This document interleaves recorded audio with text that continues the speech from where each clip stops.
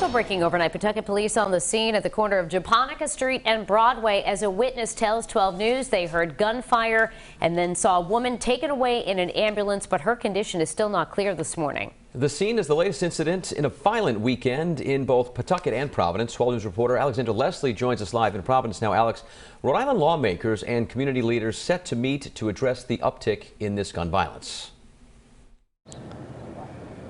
Yeah, so we're at the Nonviolence Institute in Providence, where later today Rhode Island's congressional delegation will meet to talk about prevention through what it's calling targeted investments in social economic programs for disadvantaged neighborhoods. Now, to date, Providence has had 8 shooting deaths since January. 3 shootings happened in just the last 4 days. Thursday, 9 people injured in the largest shooting in the city's history. Friday night, a 25-year-old man found shot to death inside a vehicle on Pope Street, and Saturday afternoon, 2 people shot on Camp Street. Providence police tell us they have seized twice as many illegal firearms this year compared to recent years. The head of the Nonviolence Institute says it will take a community effort to prevent further violence. It's going to happen through collaboration. We cannot be fighting against each other. It's collaboration that will get the outcome that we need, or close to the outcome that we need.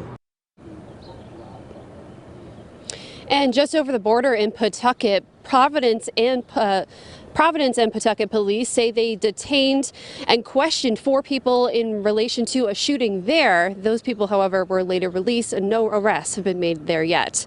Live in Providence, Alexandra Leslie, 12 News. So breaking overnight, gunshots ringing out in Pawtucket, the second shooting incident in the city this weekend. The latest one happening on Japonica Street near Broadway just before midnight. A witness on the scene reported hearing gunfire and said that a woman was taken away in an ambulance. Still no official word from police on her condition or if she sustained a gunshot wound. We do have calls out to police for additional details. Later this morning, Rhode Island lawmakers and community leaders set to meet to address an uptick in gun violence after a deadly weekend in Pawtucket and also Providence. Yeah, there were several shootings reported by police in both cities this weekend. Alexandra Leslie joins us outside the Nonviolence Institute, and we are expecting to hear from the delegation today, right?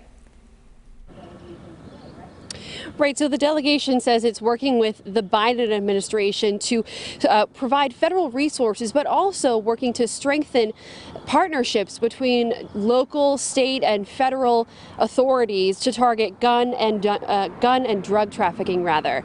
Now, couple of days in both cities. The delegation says it wants to see this happen by expanding access to mentoring programs and bringing community leaders together to develop strategies to make communities safer. Now, multiple shootings spanned both Pawtucket and Providence since Thursday. Some of them were deadly. Black Lives Matter RA PAC says the violence is stemming from people looking for quick solutions, but he says the answer is fixing systemic issues.